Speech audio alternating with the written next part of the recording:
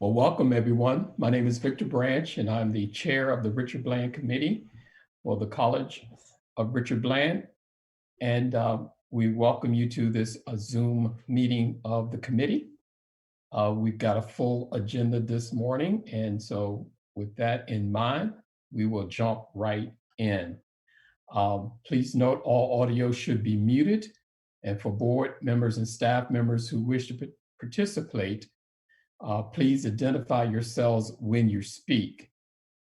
Today, the Richard Bland Committee is meeting virtually in accordance with item 4-0.01.g of the 2020 Appropriation Act, which provides governing boards with the ability to hold meetings electronically without a quorum present while the Commonwealth is under a state of emergency. I'll open up with some remarks and then I will turn it over to President Sadow, but I don't need to tell anyone on this call or around the phone, around Zoom, that these are unprecedented times. We are dealing with three crises at once. We have a health crisis that overrides everything, which has precipitated a harsh economic crisis.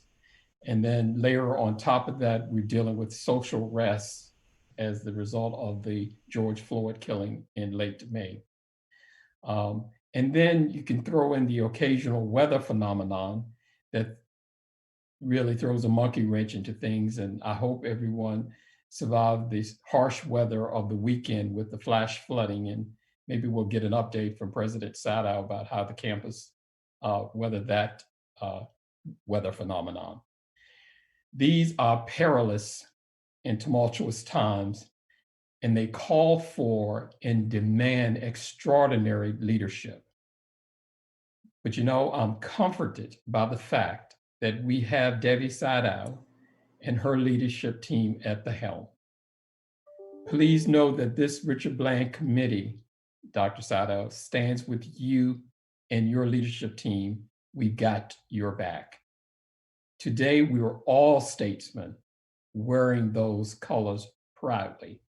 So we look forward to this update and everyone's engagement as we go through this agenda. So Dr. Sadow, I turn it over to you. Mr. Branch, thank you very much. And please know that we feel the support of the board, and we do appreciate that we are all statesmen at this difficult time. The new academic year is beginning to get underway, with faculty workshops occurring today and throughout the week.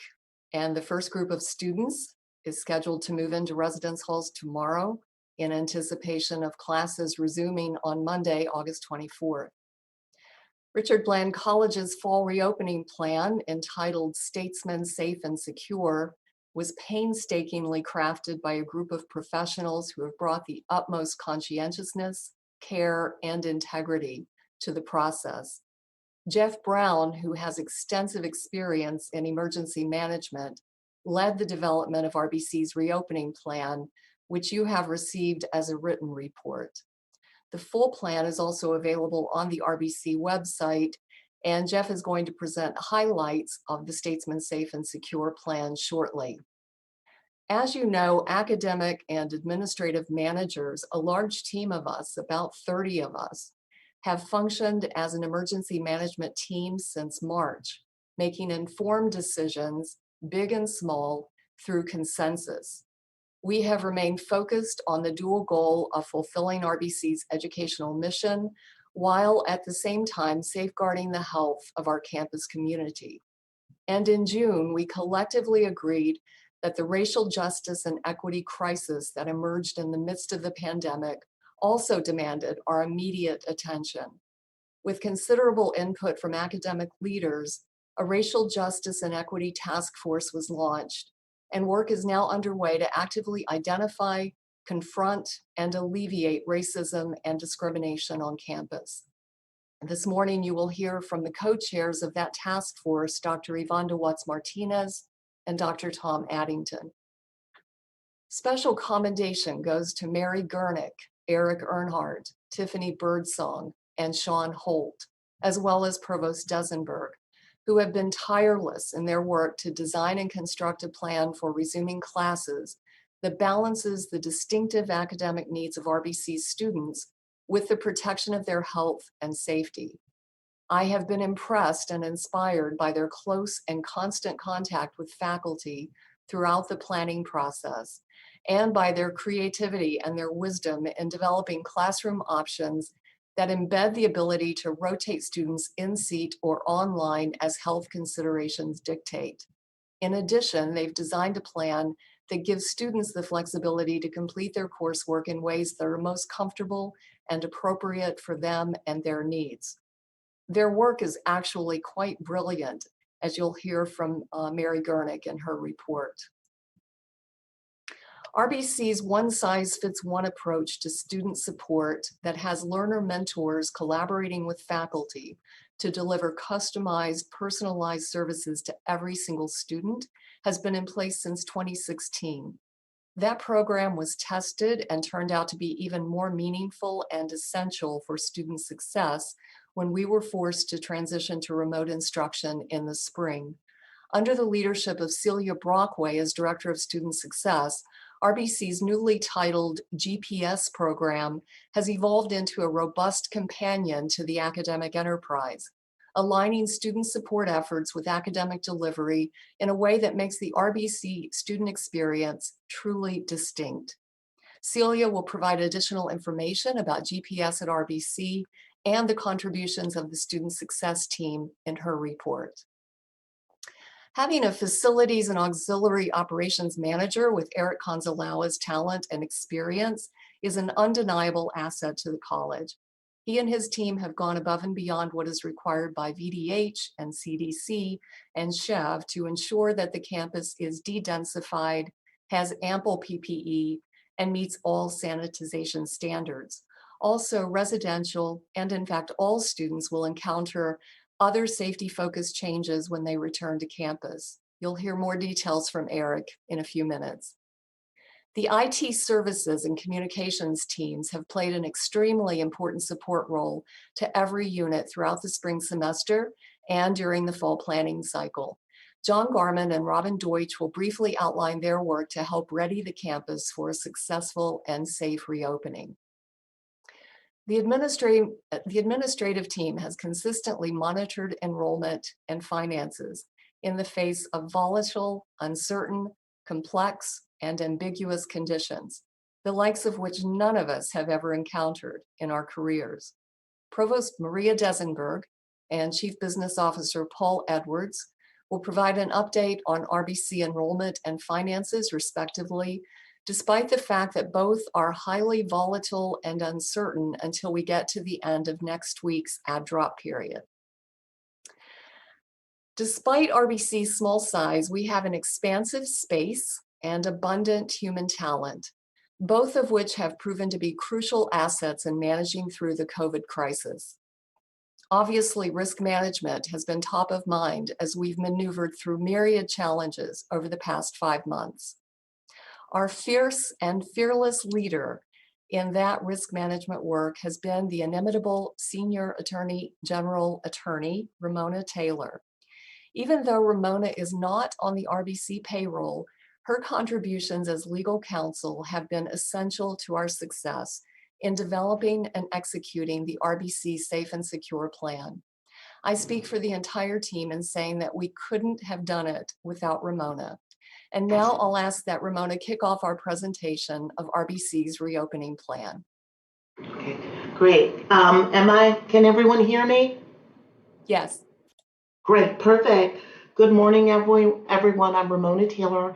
I'm college counsel, very proud and honored to serve Richard Bland. And what I want to take a few moments to do, part of the morning, is kind of relax you a little bit and talk about COVID and liability situations more in an educational framework, because, you know, we've had floods, so flooding that's worthy of Noah, and we've had acknowledgeable social change going on, but COVID has been the center stage of most of our human action. and we have to put it in a framework. COVID has only been part of our lives here in the United States since really January of this year, but it's had this transformative effect on how we deal with things. And so what I wanted to kind of roll into is how do we address it? How should we focus on it moving forward? You know, we have guidance, there are plans, there are protections. We have guidance from the CDC, we have guidance from the Virginia Department of Health, we have guidance from the Department of Labor, we have code sections and acts that were pushed forward for human health and services on preparedness when we deal with pandemics. So we have this sea of body of laws and guidance that really have come into play as we are addressing COVID and moving forward. And so Richard Bland specifically, or I mean, you can put this in the framework of other institutions, but Richard Bland specifically has considered these things: our campus access, our healthcare support systems, our curriculum delivery. How do we encourage or promote employee safety, student safety, community safety? What are we going to do in our contractual relationships? And what are the housing implications or considerations, or the instance of the insecurities that our students may face in this time of COVID? And so there's guidance from the CDC of how do campuses react. There's the Preparedness Act that gives us protection, a global protection on how we deliver these precautions, our preparedness. But what really is at the heart of what people are concerned about is this fear of COVID. And that fear rests in so many things. It manifests as, hey, have we failed to properly protect ourselves against this wave of COVID? Have we failed in taking responsible steps to curtail the virus? Have we failed in not creating what lawyers call public nuisance in a time of crisis? Have we failed in any way to curb this widespread of the spread of the infection? And so when we rest in those fears, we think, what impact will it have on the institution? Is it going to affect our reputation? Is it going to affect our ability to stay open? Is it going to affect? And you can fill in the blank with that question. And those are fears. What I often tell people, we alleviate fears by knowing or having information in front of us to let us know that we've done what we can do in this circumstance. No situation has to be perfect. I often tell people, if you've acted reasonably, I can defend it. And so you know that in moving forward in alleviating fears, all these things Richard Bland, the college has done, applying the guidance, applying the law, and really strategically mapping out its unique place. And so what they have done is there are warnings posted across the campus. Why is that important? That serves as notice. Lawyers love when people have notice. So that serves as notice that COVID is a risk. And I'll explain why that's important for us later. We've developed safety protocols, including the face mask policy. We've set up quarantine zones. In case someone is sick, we can transition them to a quarantine zone. We have developed relationships with the health service providers in the community. They've modified curriculum delivery. They've provided PPEs. They've explored the sufficiency of precautions, and they have a SHEV approved reopening plan. Now, for a lawyer, I would tap dance with all of that because it sets us up to be in a really good place, because anyone can sue you for anything. They could sue you for tripping over a sidewalk or acorn falling on their head. But in this time of COVID, I think the fear is, if someone gets COVID on our campus, what happens to Richard Bland? And I want you to know that we're not operating in the dark just because COVID is the new thing. We don't have examples out there of how courts have responded or how people have reacted in regards to suit or liability. What we know is that courts have often said when it comes to an infectious condition that the person who has the infectious condition holds a responsibility to curtail the spread of that disorder. So look at it from the standpoint, Richard Bland is not a person, but is a set of people. A person with the infection coming on our campus doesn't make us liable. We look at whether that person took steps, necessary steps to curtail the widespread of an infection. Then we also look at the fact that there are cases out there that explain the obligations of sued parties. And in explaining those obligations, it looks at proximate cause and negligence and all of those concepts. And those cases have pointed out that just because someone might be in your proximity and get an infection, that doesn't mean that you're liable if you followed standards of care, which go back to our guidance, which you have taken reasonable and necessary steps or prudent steps in providing safeguards and notices that there is a risk of the condition. So we're in a good place in regards to case law. We're also not in the dark because the reality in regards to liability, because there is one prevailing thought. When a condition or an infectious condition or disease or a fungus or anything that's widespread, liability is really hard to, or cause is hard to trace to a source. And in the face of COVID being so pervasive in our community, that is one of the things that reduces liability. Now, I've done all this liability talk. Let's talk about the human side of things. We, as a campus and a community, have always promoted and focused on the health and safety of our people. And so our precautions are because we serve a community and we move to protect our community. And so what we have done is we've evaluated, do we have a duty of care? Have we gone beyond that duty of care? Is there an act or omission on our campus that will create a duty? And have we put in safeties to cover that? And we're operating under the reasonable and prudent standard.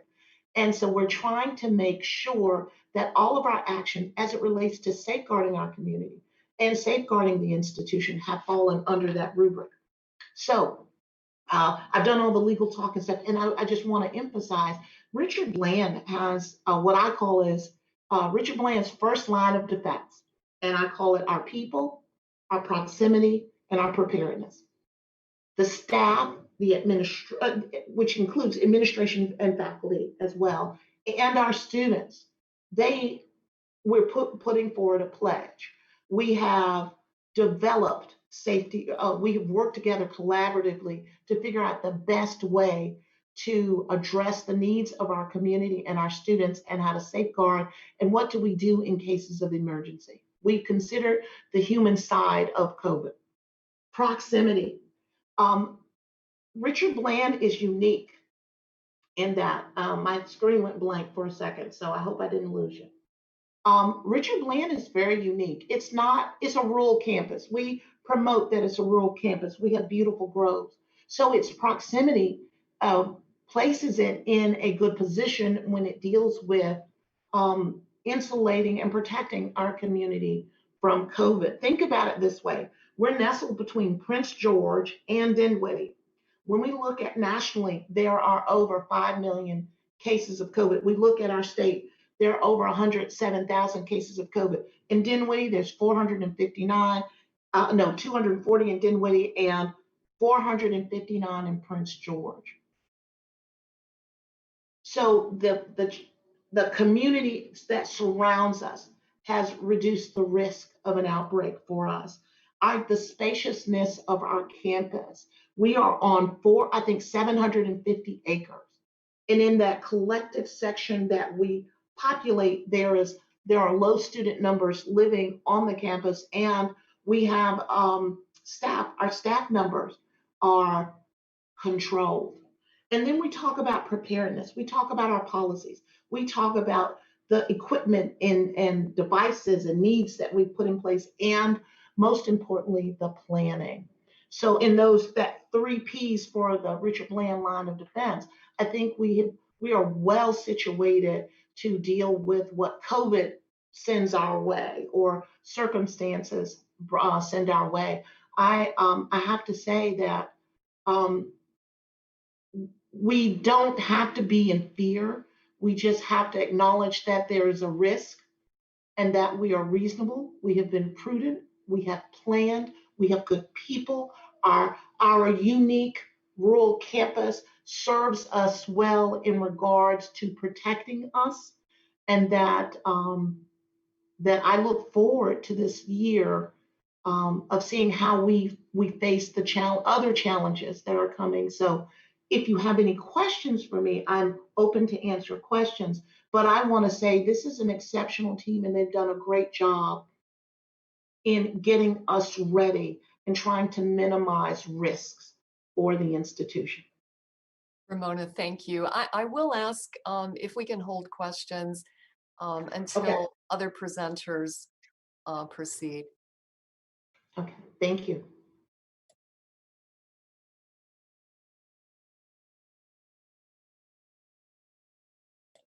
Okay, Diana?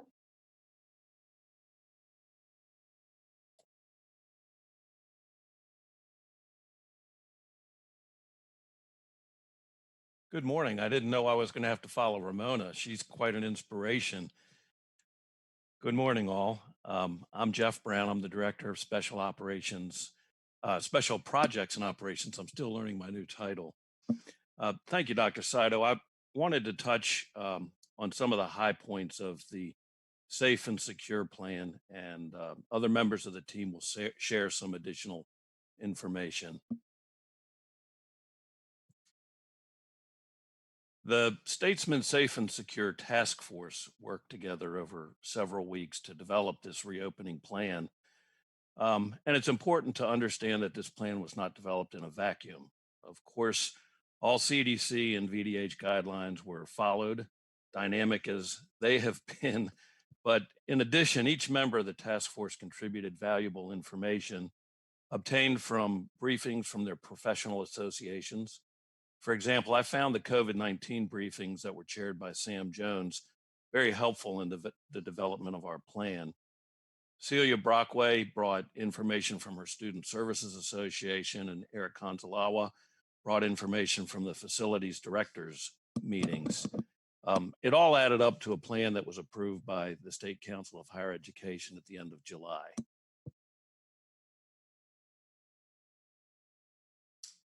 The plan, like any other institution of higher education plan in the Commonwealth, is dependent upon our community members doing the right things. So in an effort to strengthen everyone's commitment to do the right things, we developed the Statesman Strong Pledge. And this pledge will be signed by all students, faculty, and staff.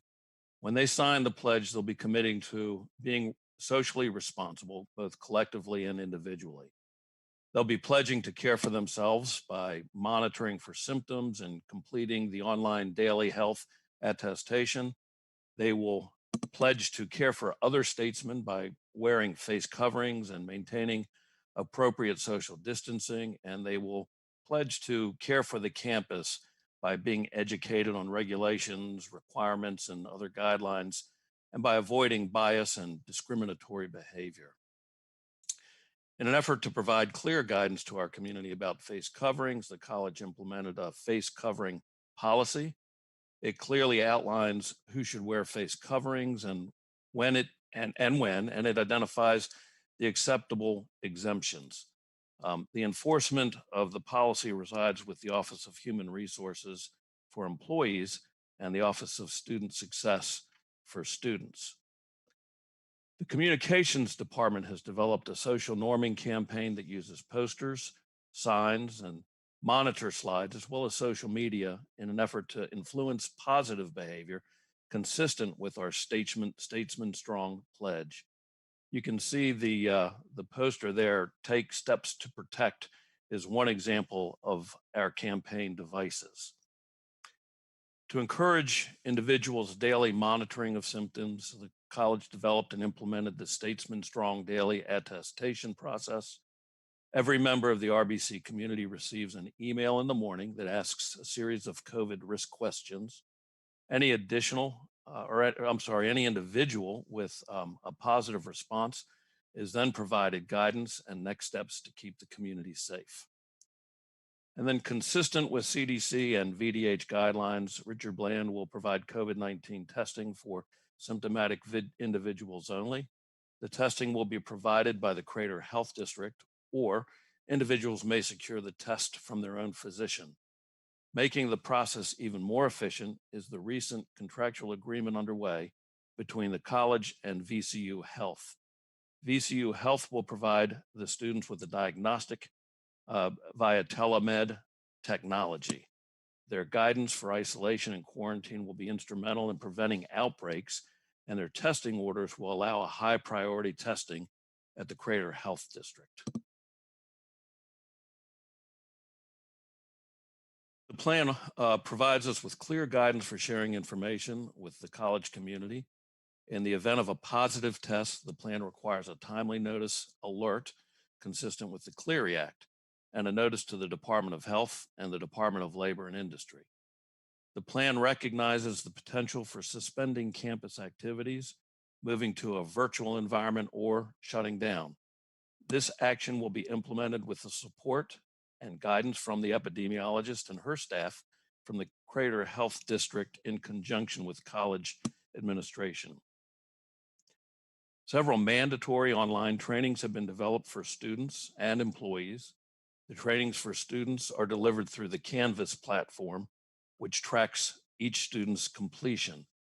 Employee trainings are delivered through the KnowBe4 platform and similarly track employees' completion. Activities and events will be primarily virtual. Any exception will be only allowed in compliance with social distancing requirements in place. Again, the poster you see there, do you have any COVID-19 questions, as part of our social norming campaign, and has a QR code that can be accessed to take the viewer directly to the FAQ page of our Safe and Secure plan.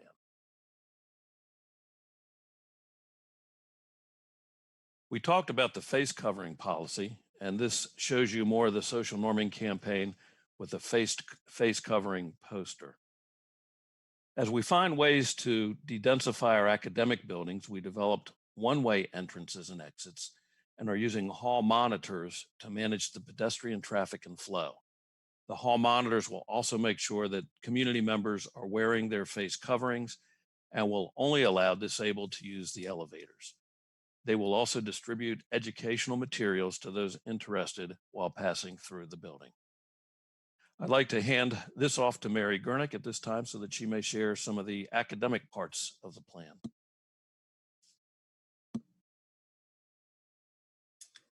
Good morning. I sincerely appreciate the opportunity to share what we have been doing in academics with our Board of Visitors. Richard Bland College faculty are very well prepared to kick off this 15-week fall semester on Monday. To start, we have made some calendar adjustments. Our fall break has been canceled to eliminate the health risks associated with our normal fall break travel. Thanksgiving break has been extended to allow students and faculty the time to prepare to move fully online for the last 2 weeks of the semester post-Thanksgiving break. One of those weeks will be for final exams. Can move next slide. Sorry. Department chairs have been closely working with faculty to develop course delivery options for fall that prioritize the safety of our campus community and that promote strong pedagogy. We are offering an increased number of online courses, both synchronous and asynchronously. Many of our on-campus classes are blended where students will alternate between remote and in-person attendance. We are also offering an increased number of hybrid courses. And finally, performance and hands-on courses like labs will be offered in person as much as possible. Academic buildings and classrooms have been reconfigured following CDC guidelines to minimize disease transmission, including strict adherence to social and physical distancing and good hygiene. Most classes will run at 50% or less of normal room capacity, with half or more of the students attending remotely. There is a 45-minute break between most of our classes to minimize hallway congestion.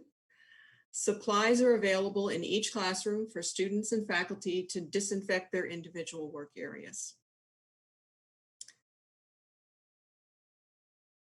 As much as possible, student direct academic support, including office hours and tutoring, will be virtual. In this environment, reliable student access to internet is essential. We will have hotspots and Chromebooks available for any student who should need them.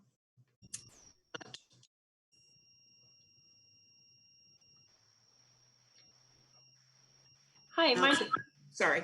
is Brockway, and I am going to speak with you all about the student support, student health, and counseling services as we've prepared them for this upcoming semester. So to begin, I want to share that all of our new student orientations took place virtually, and they were actually quite successful. We had 4 of them, and we had good attendance at each of these. It actually gave us the opportunity to record some of the sessions. So those sessions have now been put up onto Canvas and will be shared with students. So those students who were unable to participate or who maybe came to the college late, since we do have rolling admissions, will still have an opportunity to participate in new student orientation, but they'll do so asynchronously in a virtual world. Regarding student accountability, what Jeff Brown mentioned is that we also have trainings available on our Canvas learning management system. And those trainings include a COVID-19 training, the mandatory Title IX and consent training that we have, training on our student handbook, as well as a bias training to address as Mr. Branch mentioned earlier, everything that is going on in the climate right now. So we do have students are required to participate in those virtually.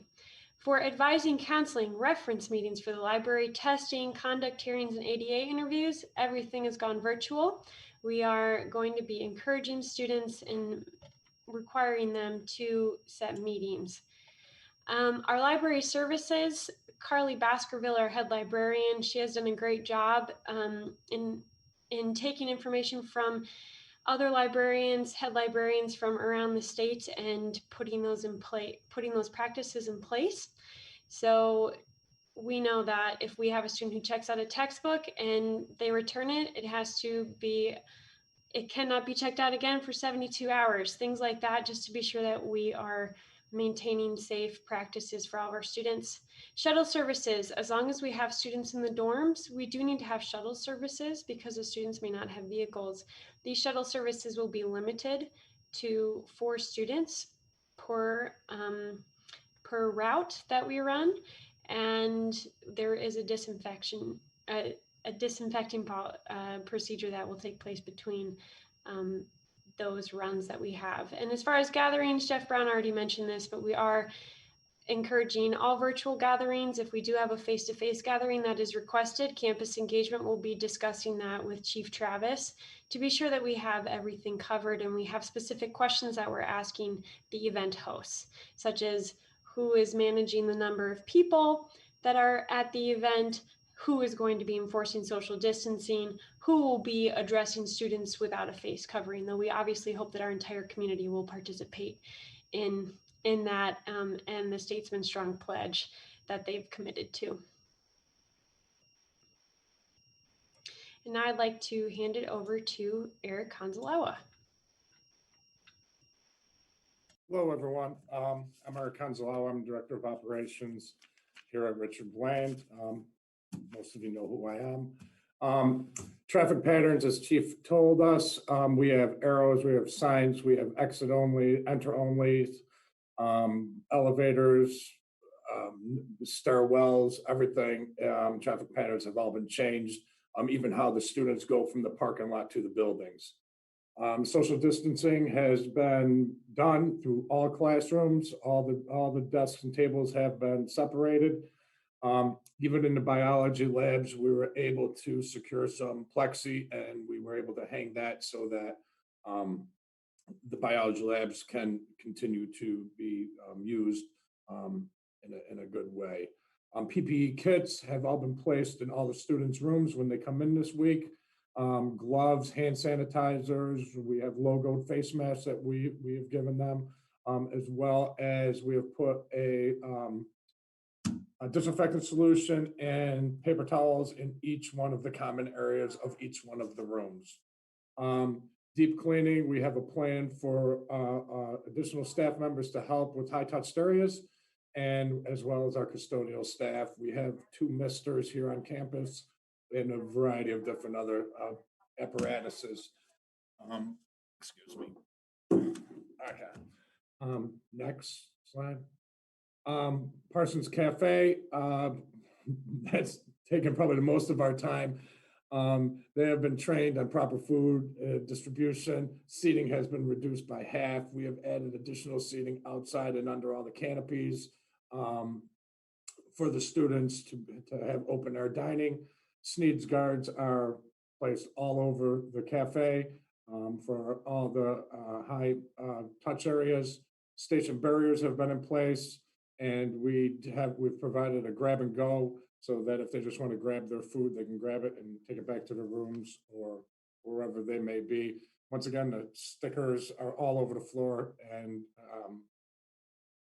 stanchions as well. We bought a ton of stanchions to keep everything orderly. Residence Life, another biggie. We have an educational campaign. We've had the Virginia Department of Health out here already talking to our administration. They're coming back out on Wednesday. We're going to do a live scenario of what we're going to do. The RAs are on campus, the RLCs are on campus, the administrators for Residence Life. Everybody is involved in this training, and the step-by-step what happens if we have a case, and what happens with the roommates, and what happens with the room, and everything like that. So Virginia Department of Health has been great, and we're just going to roll through a mock scenario. As Chief said, we have the health assessments going on, the attestations. So we think we're good with that. We have all the major department heads have thermometer guns, as well as the standalone thermometer in the library, which is right at the entrance where they can just walk up to it, no touch, and get the temperature taken. Move in, as Dr. Sano said, is this week. We are excited. We are ready. We have specific times for each students to move in, different floors, different times. We have limited the amount of family members that can come with the students. We have limited the amount of one family on the elevator. We will have disinfectant solutions and rags and everything all over there to wipe down the carts and whatever else. Another big thing that we have done is we have de-intensified all the rooms. So right now, each student that stays in the resident housing will have their individual bedroom. There's no doubles. So that would mean there would be 4 people to a suite, which normally is 8 people to a suite. So it's 4 people, 2 bathrooms, a common area, and all of that. So we think that was very positive. The Residence Life staff has been great. Under the gun most of the last 5 months. We're prepared, we're ready, and we're ready to move forward and welcome the students here. On to John Garman.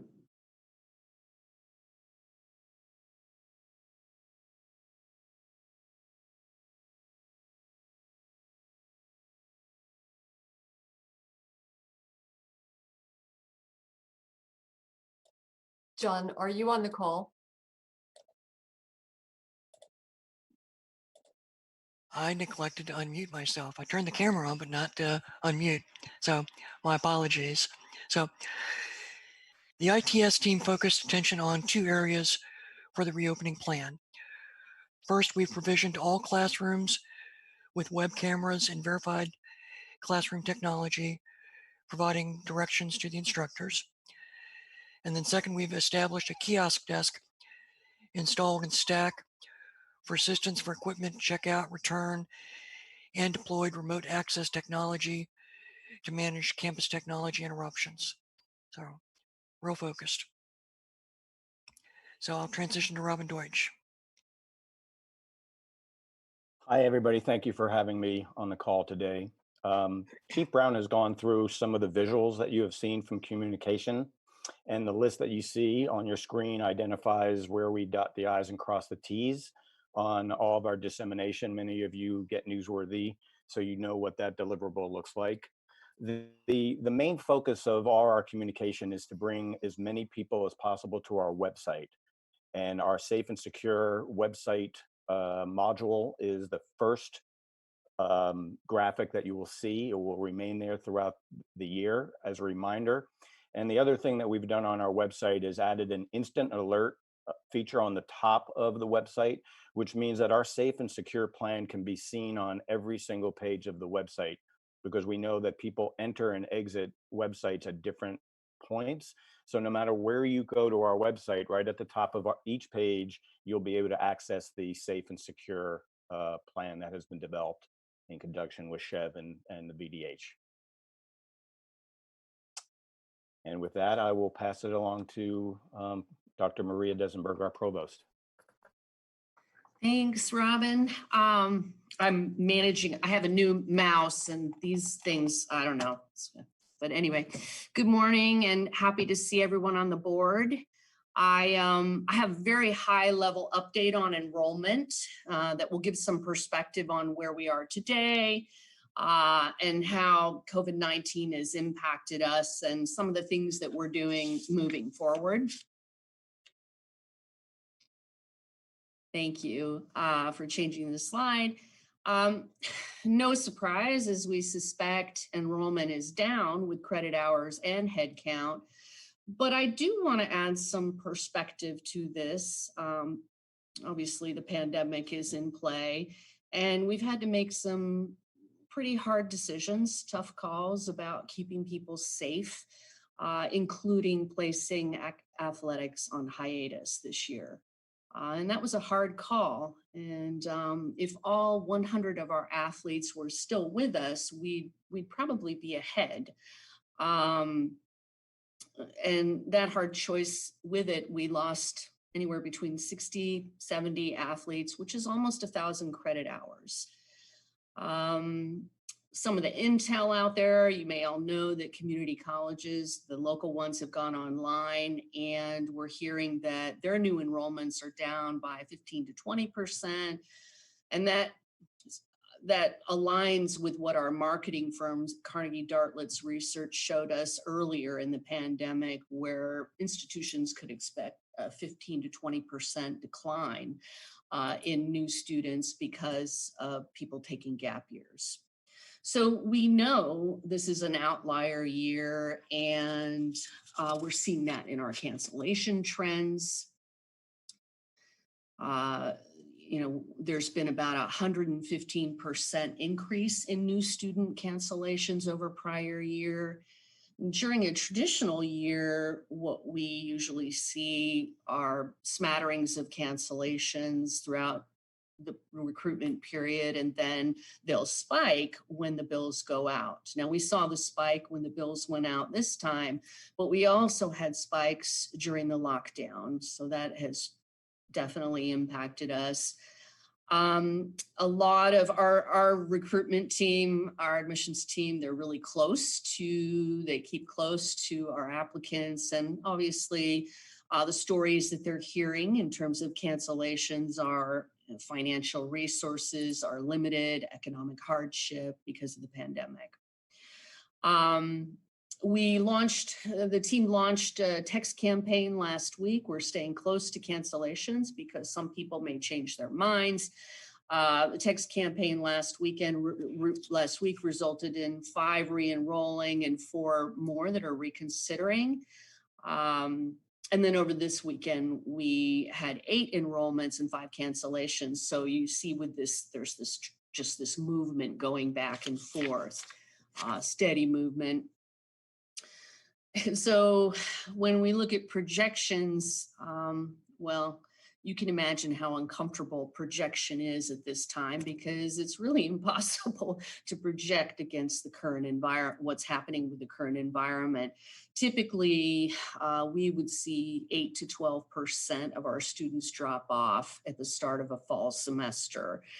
And this is sometimes referred to as MELT, the number of students that confirm they're coming, compared to the number that actually show up or stay in that drop add period. So right now we're averaging about 2.5. I'm still on that slide. Sorry. We're averaging about 2.5 cancellations per day, which equates to about 35 credit hours. So, and we're anticipating 25 to 40 more students will enroll between now and August 26th, which brings us to probably, if we're sitting just over 12,000 credit hours, we'll probably land at 10,700 credit hours. That is a projection, and by no means can we don't know, but that's sort of a conservative projection.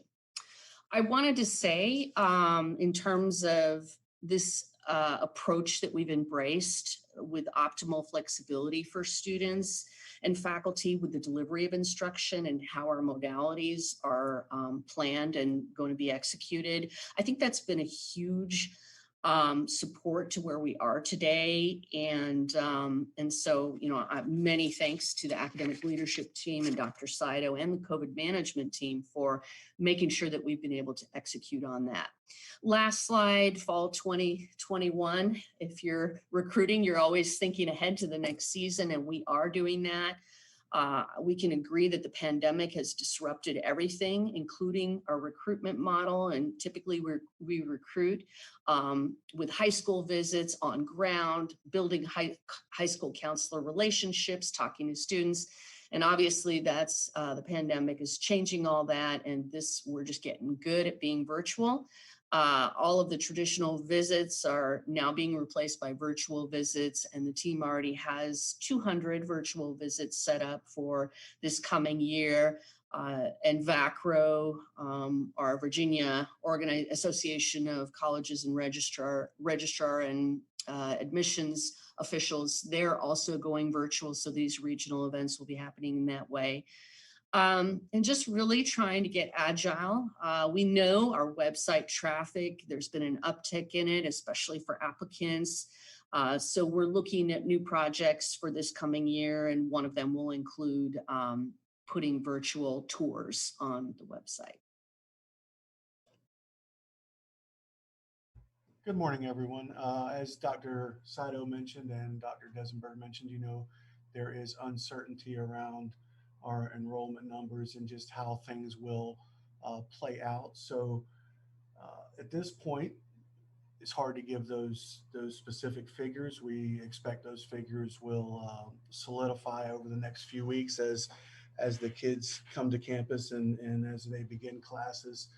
And as well, the General Assembly is going back into special session today, but we don't expect any finalization or anything to come from that until possibly September is what we're hearing, that the session could last several weeks. So as was my intention back in May, and is still my intention, I will bring to you a revised budget.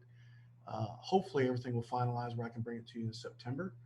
But just as a quick reminder around where our budget is now and where it was in May, we have a balanced budget at just over $18 million between the revenues and expenses are balanced, and some assumptions that was based on is that at that time, and is still the case today until the General Assembly does otherwise, the appropriation level is based on the FY20 base budget with no tuition moderation funds, and our credit hours are based on just under 19,000 hours, and around 280 students on campus in the residence halls. And then just to remind you of what was unallotted in the that the governor unallotted, that is one of the things that the General Assembly will take up in special session, was these funds here, where it was compliance related funds for the biennium of about 1.4 million, financial aid of just over 300,000, and a tuition moderation of about $500,000. And again, that is over the biennium. And with that, I will turn it over to Dr. Tyler Hart. Good morning, everyone. It's nice to see everyone virtually and be back at this again.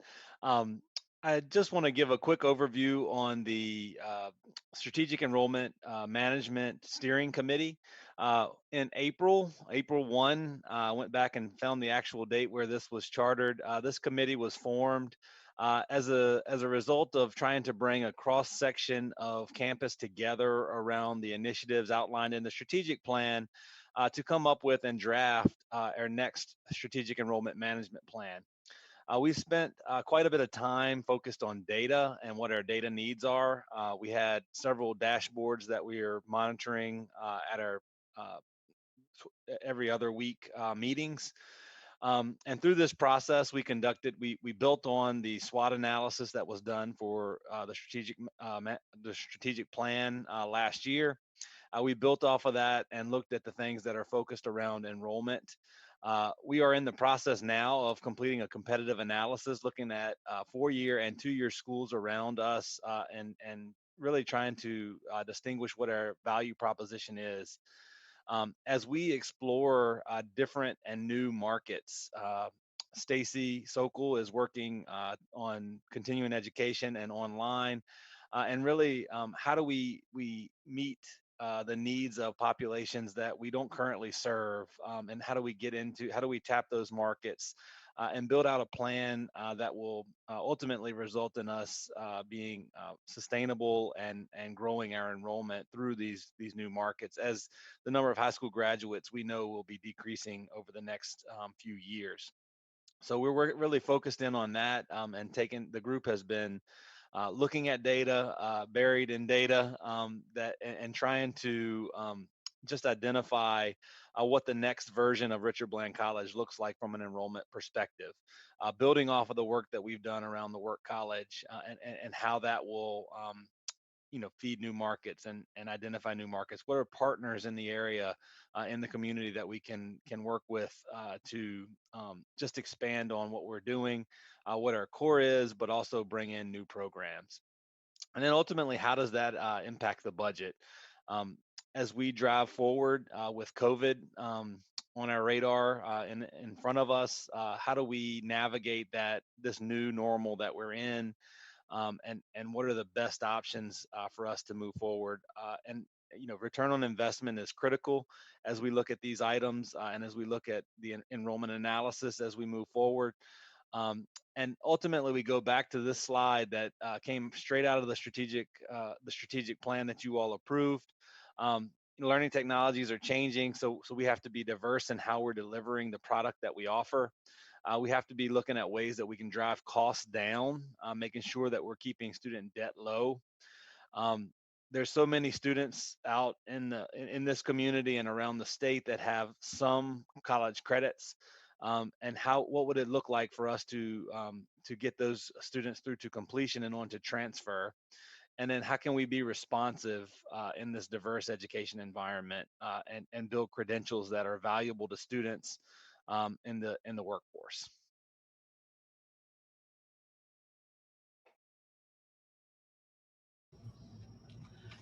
Good morning. I am Yvonne Watts Martinez, one of the co-chairs for the Racial Justice and Equity Task Force. And during the month of July, President Saito shared a phenomenal vision with our campus at a launch for the Racial Justice and Equity Task Force. And this launch served as a campus-wide call to action for an examination of the college's history to identify, unpack, and rectify policies and practices that simply do not align with an anti-racist, multicultural identity or that vision. So co-chair Tom Addington and I gladly accepted this assignment, and after much dialogue and reflection, we moved forward with a design for this exploration and created a structure around the experience, starting with 3 overarching questions that are now guiding us through 7 phases of this historical work. Our first guiding question is, how have equity and inclusion been fostered in the structures and systems and policies and practices and procedures within and across departments on the Richard Bland College campus?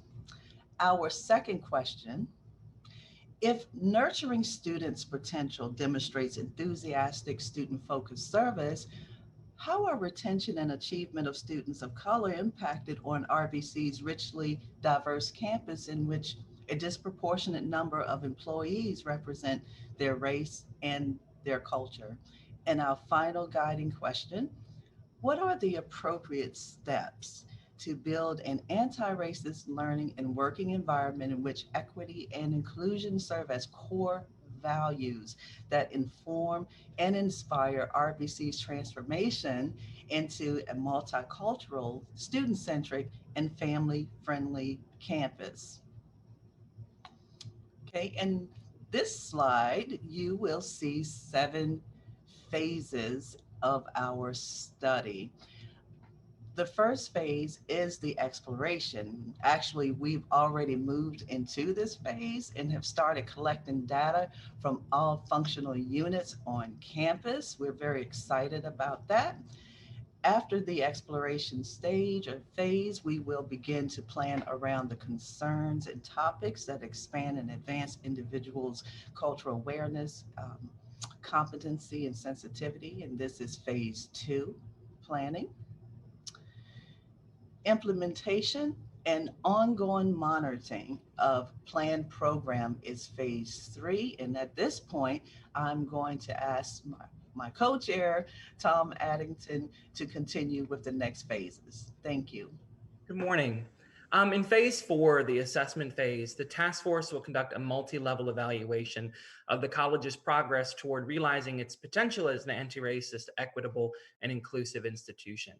Moving on to phase 5, the task force co-chairs will collaboratively draft a provisional final report, including revisions and recommendations as necessary, with other task force members that the chairs will then submit for approval to our campus leaders. Finally, on phase 6, the task force will adjust our report and recommendations based on feedback from our campus leaders before moving on to phase 7, the submission of the final report. Sorry, you can flip to the next slide.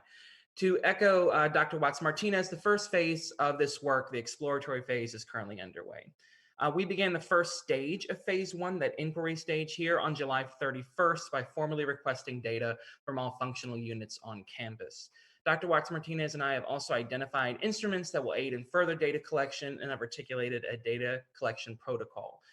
We expect this initial data back by August 30th, and then we'll be able to continue on to our second stage, the analysis stage, on September the 24th, after we've analyzed and synthesized the multiple streams of data coming in.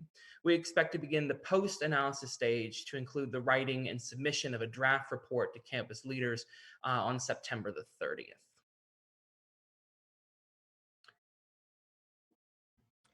Mr. Chairman, that is the end of our report. If there are questions or comments, or we always welcome advice, we would love to hear that. Well, Dr. Sato, that is an impressive and comprehensive report. And again, goes back to my opening remarks. This is why it gives me comfort that you and the team are at the leadership helm, because you all have thought of nearly everything. But let's open it up to our committee to see what questions they may have on their minds. Mr. Branch, it's Lisa Roday. I have a couple of questions. I'd like to, I guess, start with Jeff. Is there a reason that you decided not to require a negative test for everyone prior to the return to campus? Yes, the reason is that the CDC and VDH are not in favor of it. They don't support going forward with a prevalence test. And so we're following their guidelines. And related to that, are students and faculty and staff going to be required to be registered with the Virginia Department of Health for the tracing app? Will they be required? It will not be mandatory. It'll be voluntary. We've already started to promote the COVID-Wise program, but it will not be mandatory.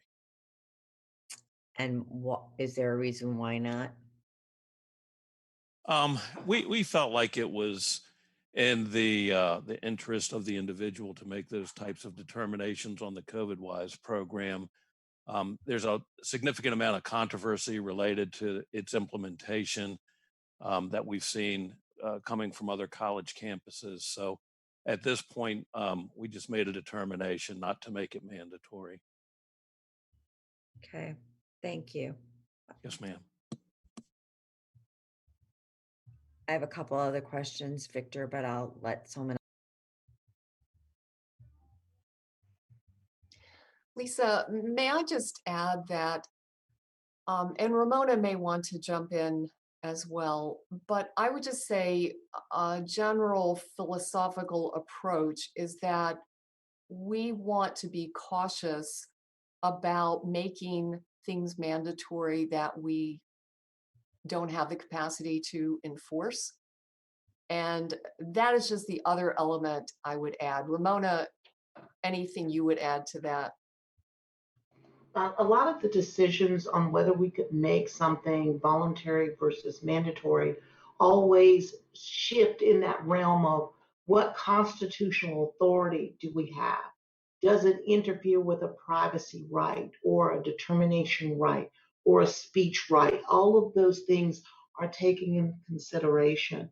It's just like when we require, if you say you require a test, or you don't require a test, is it interfering with their privacy right for not disclosing their medical information, or you not infringing upon their free exercise of that privacy right? So that's why we were weighing some of those questions on what we could and could not make, and then we would rely on some of the guidance from the Attorney General's office on how far we could go on the ask.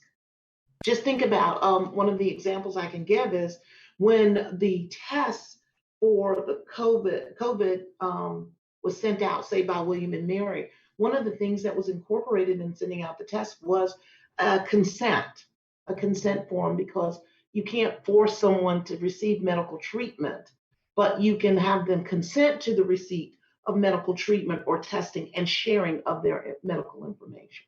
That's a good way to say it. Does that help? A bit, but I guess where I'm struggling is why we would have residential students not be required to test first. Lisa, again, that was direction we received from VDH. This was a big topic of conversation with the Council of Presidents group. We had many conversations with those professionals at the state level, VDH, the One Lab leadership, and I'm trying to remember the third person, the person who sits on the Governor's Advisory Council for testing. Ultimately, as Chief said, the recommendation, the direction, the guidance we received was not to do prevalence testing and to essentially do exactly what we're doing. So that is guidance that we followed. Thank you. Any other questions? Poston, just a comment. I would hope that there'd be some thinking for the future that if we did see infection and refusal to cooperate in tracing, refusal to cooperate in testing, that we'd rethink this mandatory, non-mandatory idea. I don't think there's any right anyone has to endanger other people in order to protect one's privacy, for what it's worth. This is Barbara Johnson, and along those same lines, I may have missed it, but do you have contingency plans in place for a situation where positive tests do develop, where there may be clusters of positive tests? What is your plan in terms of how you deal with that situation should it occur?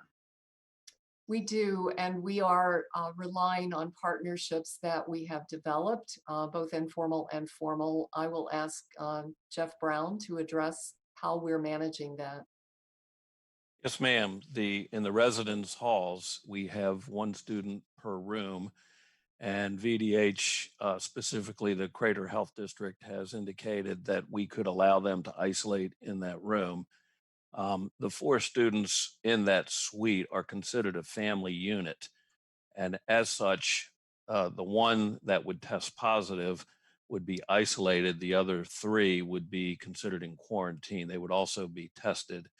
And the VDH folks would come out because of the potential of an outbreak and conduct the testing at that point. This is Barbara Johnson again. At that point, when there are positive tests, do you notify the campus of the fact that those positive tests have occurred?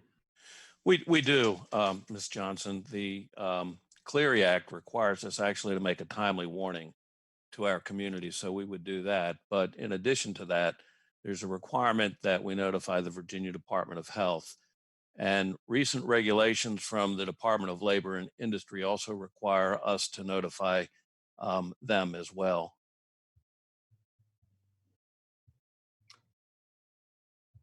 It's Lisa Roday again. So if you do have a non-residential student, though, who has symptoms while on campus, and there is a suspicion, are there isolation requirements in place for that symptomatic student? Indeed, that student we would expect that they would have done their attestation to begin with, and we would hope that that would prevent them from coming to campus initially. But in the event of a commuter student coming to campus, of course, they would be asked to leave the campus and to either quarantine if they were awaiting test results, or certainly isolate if they have test results.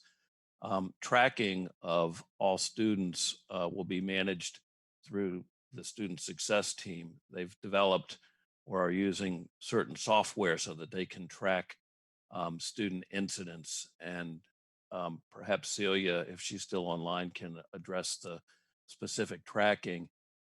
We're also using learner mentors to serve as case managers for each student so that their individual needs can be supported by the college.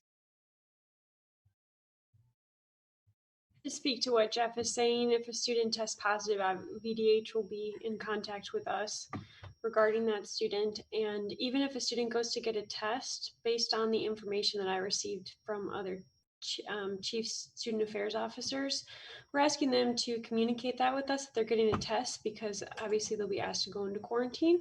We'll assign them a case manager to be sure that everything, they're still getting their needs are still being met, right? So if they need to take a course online and they're having an issue with their Wi-Fi, how can we assist them in getting what they need within a short amount of time? And we will be tracking the students in a system. It's a very flexible system that we have. We actually use it to track our conduct cases, but we're able to easily put in their information and selections to say this is a student who is getting a test and where are they, and we can make notes on that student in there when we check in with them twice a week, whether they're just getting a test or whether they've tested positive.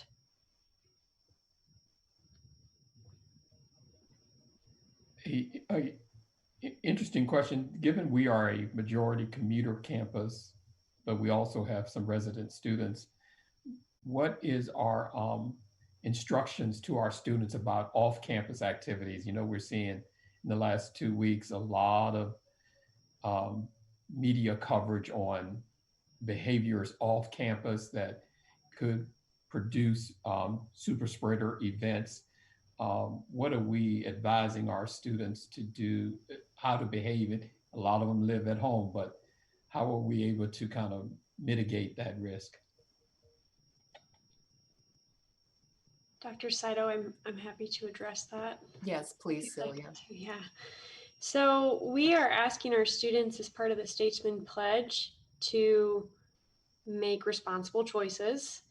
You know, Ramona was talking about how rural our campus is, and that is one of the beauties of this, is that we're not in the middle of a metropolis, right? I heard from other institutions that their students are walking around to parties with masks on, but they're still going to the parties. Our students don't have that within walking distance from campus, so they have to really make a conscious decision about what they're doing, whether they're doing that within their home unit or whether they're doing that on campus. And residence life is limiting visitors. So the only visitors that we can have in the residence halls are if they're going from one residence hall to another. Outside visitors, while they can stop by to maybe drop something off, will not be coming in and will not be spending the night. Now, regarding off-campus activities, as you said, we have a lot of commuters.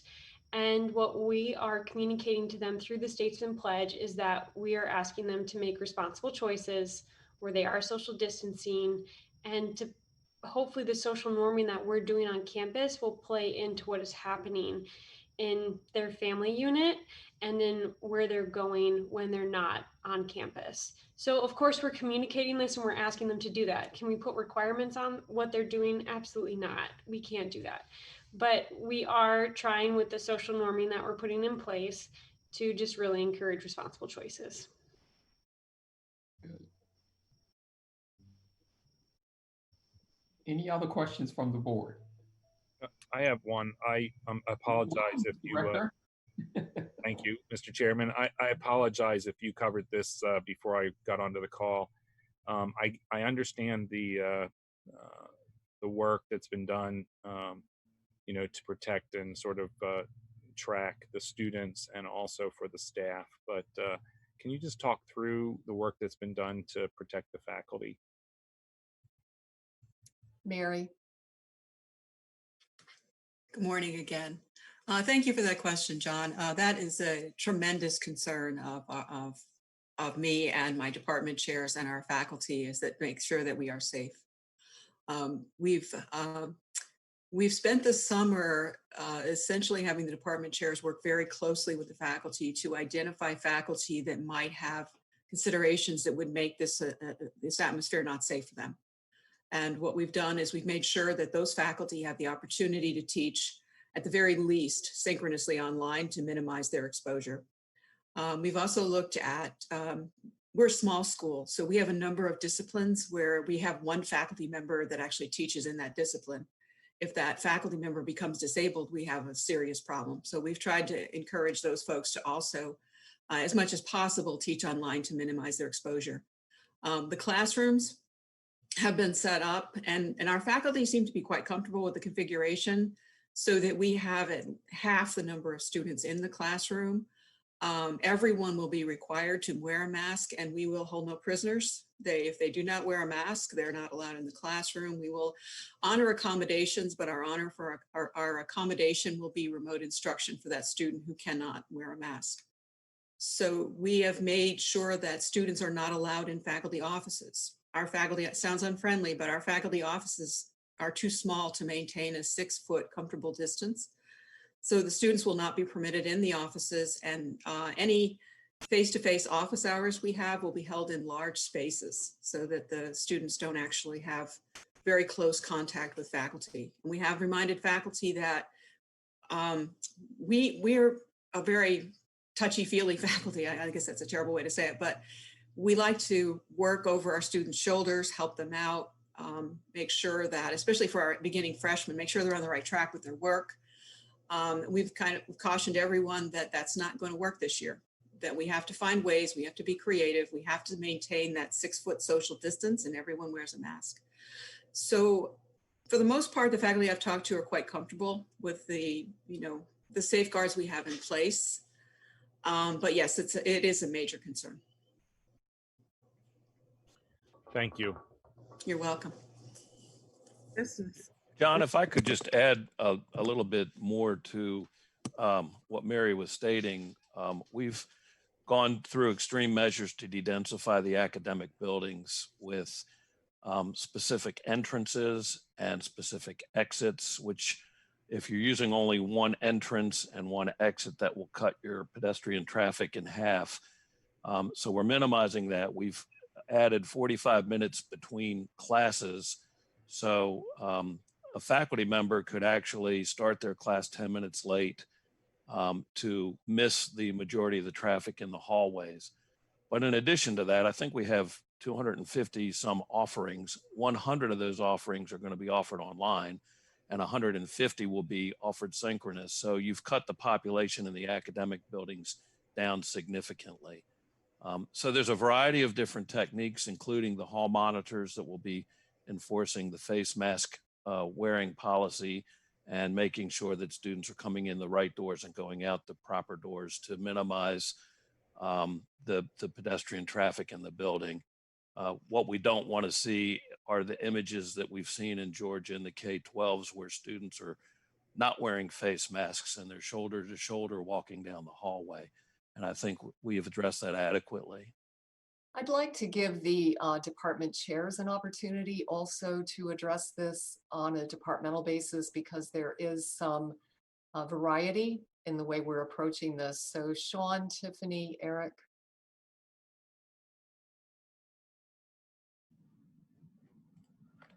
All right, so this is Sean Holt. I'll go first. We have allowed faculty that are hesitant to come in and have student contact. We've allowed them to convert to synchronous online, and they're more than willing to do that. And I think that we're in a great position here for our faculty and for our students with the setup that we have and the spacing that we have and the ability for us to be able to clean things appropriately, the time between classes. I think it's a great setup, and I think we'll be in great shape starting on Monday, and students will get everything that they need in a timely fashion. This is Tiffany Birdsong. I would echo what Sean said and just add that, as you've heard in the call thus far, we've really had the ability to be as flexible as we can, not only for our students offering a variety of modalities, but also our faculty. So, as recent as this morning, if there are concerns that are coming any of our way, that goes for the chairs, Mary, Provost Desenberg, everyone is doing our best to meet those requests. And so that has really helped, I think, to ease any anxiety that has come up. And Eric is not with us. Thank you both. That's all really good. I think Professor Gernick sort of implied it's a small faculty, so you are a precious resource, and there is no college without faculty. So just want to make sure that all those steps are in place, and so thank you. This is Barbara Johnson. Could you also just discuss what the precautions are with respect to the non-academic folks, the folks in the cafeteria, and what the attitude generally has been about going back, whether there are accommodations for people who say that they're uncomfortable going back? Preston, are you on the call? Yeah, Dr. Sato. We've taken a number of precautions in the cafe space as well. We have set traffic patterns, social distancing stickers, and we've introduced plexiglass in between every single point of contact between student and staff. We're providing masks and requiring our staff to wear masks as well as they work through their shifts. We're also separating our shifts in half. So we have a team A and a team B. So if we do have somebody get sick, we have an entire half of our staff is still available to continue operations. For the most part, most of our staff is excited to come back to campus. Being out of work for the last several months, they're looking forward to coming back. And any concerns that they have, we've sort of addressed individually with each one. Thank you, Preston. I'm also going to ask Cassandra, our Director of HR, to more globally address that question, Barbara. Yes, good morning. Just piggybacking on what Preston just spoke about, any concerns that employees have had, which are very minimal, HR is working with them directly for employees who acknowledge that they have reasons or medical reasons that they're unable to comply with RBC's face covering and mask policy. We're working directly with those employees to do everything in our power to accommodate that need. Just additionally, we've done very well with respect to the college, just implementing all the procedures that we have in place.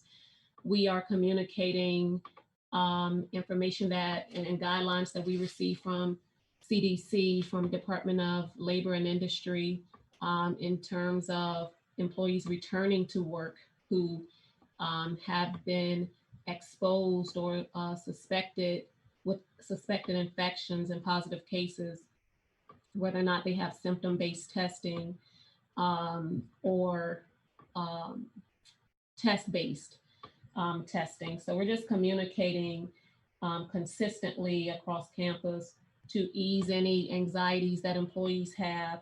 And again, which are very minimal, we continue to allow employees to telework as many essential workers as possible who can continue to telework. We allow that for other essential workers. Again, like Preston mentioned, we have implemented alternate work schedules.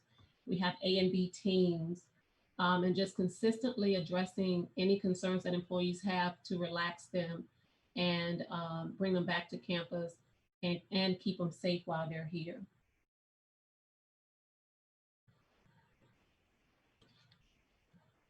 I know we're pushing up on the 11 o'clock hour. Are there any other questions out there for the team?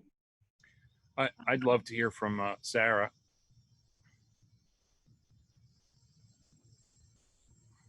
Good morning. Good morning. How are you feeling as a student? I'm feeling good, particularly because I am fortunate enough to be a resident assistant this year.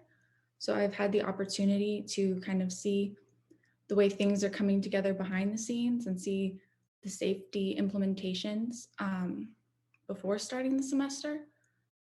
It's definitely an anxious time, I think, for a lot of students, but also having some sort of semblance of routine and normalcy is nice, and I think that balances it out pretty well. But I'm looking forward to this semester, and I feel good about starting. Well, welcome, Sarah. You're the reason why all of us are doing what we're doing. Thank you. Chairman Branch, I would just like to commend the obvious teamwork that the staff and faculty at Richard Bland have done, and the leadership of the president. This is a very impressive plan. I appreciate the preparation for this meeting and the presentation. So I'm excited about this coming semester and know of our support. Thank you, Karen. I echo that as well. And I was remiss in my opening remarks in welcoming our new board member and committee member to the RBC committee, Cynthia Hudson. Cynthia, it's so good to have you on the board and part of the Richard Bland committee. Any words you want to share with the team before we sign off? just want to say hello and tell everyone how impressed I've been by today's presentations and the preparation that's already been applauded here. It is a wonderful introduction to my work on this committee. I very much look forward to being a positive contributor to the good work of Richard Bland, and to one day meeting all of you in person post-COVID, or maybe even before COVID is under some measure of control. President Sydow and I are scheduled to meet. I think we'll still have an in-person meeting on campus in a few weeks, and I very much look forward to that. Thank you, Victor, for allowing me to say hello. And thank you again for all of the excellent information. Glad to be a part of the team. And hello, Ramona, old friend and colleague. It's a small world, isn't it, Cynthia? Indeed, indeed. No, it's so good to have you. And Rector Littell, did you have any other comments? We're so glad you could join us today. Nope.